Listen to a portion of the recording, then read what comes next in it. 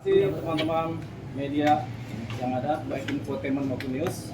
Jadi pada hari ini Rabu jam 2 siang ini saya akan melakukan press conference terkait seseorang yang bernama Kamal Tarasan Mirsandani alias Sanjay selaku pribadi. Ya, dulunya beliau adalah direktur PT Kam Nkam, di mana ini perusahaan yang bergerak di bidang jasa periklanan, jasa slot iklan di via internet. Nah, Kamal Tarasan Mirsandani ini biasa dipanggil sebagai Sanjay. Karena persoalan mengenai perusahaannya ini kemudian ramai diperbincangkan, yaitu mengenai dana-dana UMKM yang kemudian masuk ke perusahaannya melalui aplikasi, kemudian diributkan bahkan sampai demo-demo. Makanya ini kita melakukan press conference ya.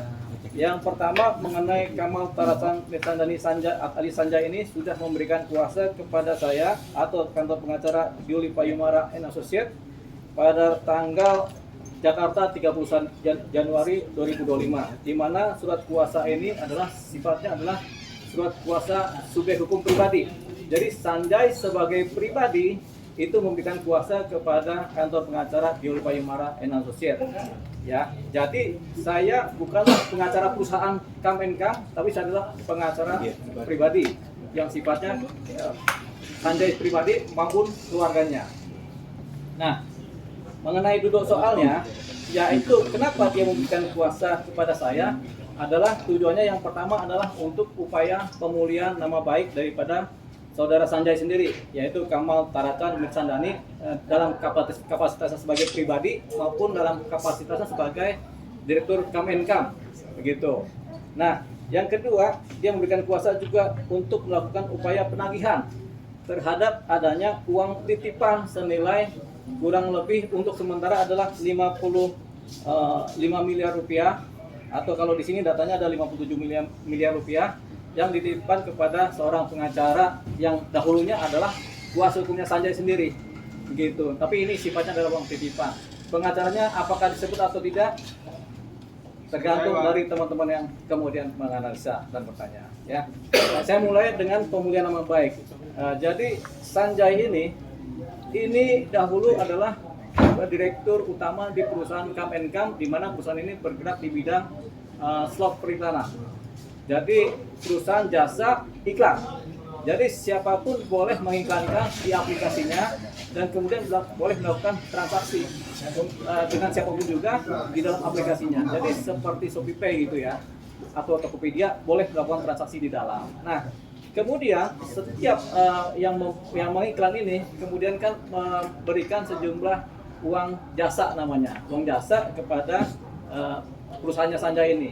Nah, kemudian Sanjay ini juga memberikan bonus terhadap siapapun yang beriklan. Pada satu titik mereka akan mendapatkan hadiah secara sukarela, yaitu motor, rumah, mobil, segala macam. Tapi itu bukanlah suatu uang hasil dari penggalangan atau dari keuntungan yang didapat dari slot iklan, tapi merupakan bonus atau bonus hadiah sukarela gitu. Itu tanpa diundi, tapi memang lewat random, nanti siapa yang dapat kan begitu ya. Itu ceritanya. Tapi kemudian berjalannya waktu, ini kan perusahaan berjalan dari tahun 2018-2019. Berjalannya waktu, kemudian Sanjay alias si Kamal Tarasan ini kemudian ditahan di Polda Jawa Timur dengan alasan karena dia diduga melakukan praktek perdagangan barang yang sifatnya adalah melanggar hukum. Nah, dia ditahan di Polda Jawa Timur, tapi kemudian setelah persidangan di PN Surabaya, Sanjay kemudian dibebaskan demi hukum, bebas bersih. Kenapa? Karena dianggap oleh pengadilan bahwasanya Sanjay tidak melakukan pelanggaran hukum sebagaimana yang dimaksud. Jadi Sanjay ini adalah bebas murni. Karena Sanjay ini bebas murni, akhirnya jaksa kemudian melakukan kasasi. Kalau bebas murni biasanya langsung kasasi. Jaksa melakukan kasasi ke Mahkamah Agung. Oleh Mahkamah Agung kemudian si Sanjay ini diputus juga, bebas murni juga. Jadi kasasi jaksa ditolak dan Sanjay dinyatakan bebas murni. Nah, itu singkatnya mengenai Sanjay yang kemudian dibebaskan dari tuduhan-tuduhan yang sifatnya melanggar hukum. Nah, di sini ada mengenai putusan Mahkamah Agung yang menyatakan bahwasanya Sanjay bebas murni demi hukum, karena memang apa yang diduga pidana, apa yang diduga melanggar hukum ternyata tidak terbukti di dalam persidangan, baik di sidang pengadilan negeri maupun di sidang Mahkamah Agung. Saya bacakan beberapa poin penting mengenai putusan dari Mahkamah Agung. Intinya adalah pengadilan negeri mengadili menyatakan terdakwa Kamal Tarasan Mirsandani alias Sanjay tidak terbukti secara sah dan meyakinkan bersalah melakukan tindak pidana sebagaimana dimaksud dalam dakwaan ke-1 primer, dakwaan ke-1 subsidiar maupun dakwaan kedua penuntut umum. Jadi semua dakwaan dianggap tidak terbukti. Yang kedua, membebaskan terdakwa Kamal Tarasan Mirsandani alias Sanjay dan seluruh dakwaan penuntut umum tersebut. Yang ketiga yang paling penting adalah memulihkan hak terdakwa Kamal Tarasan Mirsandani alias Sanjay dalam kedudukan, kemampuan dan harkat serta martabatnya semula. Jadi Sanjay ini dianggap bersih sehingga tidak ada dosa-dosa pidana, ya. Yang keempat, memerintahkan agar terdakwa Kamal Tarasan Mirsandani alias Sanjay segera dikeluarkan dari tahanan pada rumah tahanan di Kepolisian Resort Kota Besar Polrestabes Surabaya sesaat setelah putusan ini diucapkan. Jadi ketika putusan pengadilan negeri di Surabaya diucapkan, Sanjay kemudian diputuskan, kemudian harus dibebaskan. Nah, ini petikan putusannya adalah di pengadilan negeri putusan nomor 836 garing Pipsus garing 2020 garing PN Surabaya. Dikuatkan dengan putusan dari Mahkamah Agung, yaitu putusan nomor 433 garing Pipsus garing 2021 Mahkamah Agung, di mana juga meminta supaya saudara Sanjay dilepaskan atau dibebaskan dari hukuman karena dia memang tidak bersalah.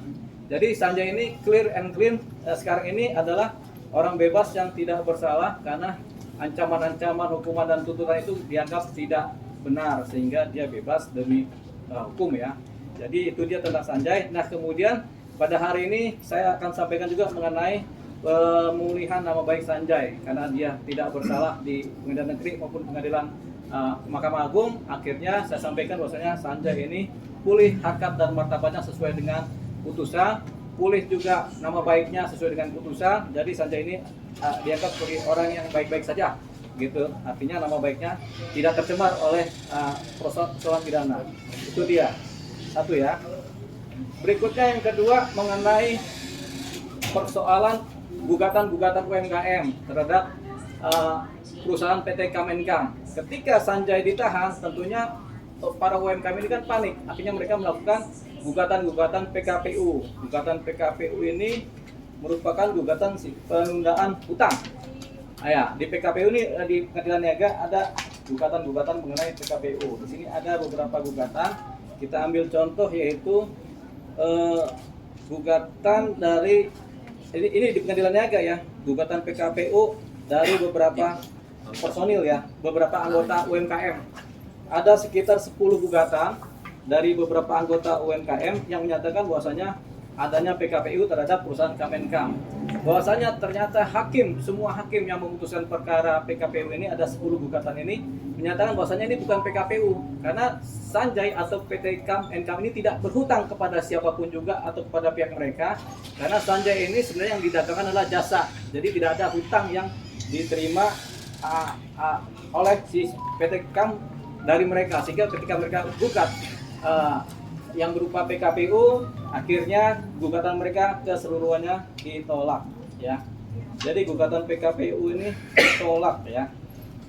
Nah, jadi ada 10 gugatan, di sini ada beberapa jenis gugatan PKPU semuanya ditolak sehingga PT Kemenkam sekali lagi tidak terjerat masalah penundaan hutang, ya, masalah peradilan niaga mengenai hutang, ya, gitu. Karena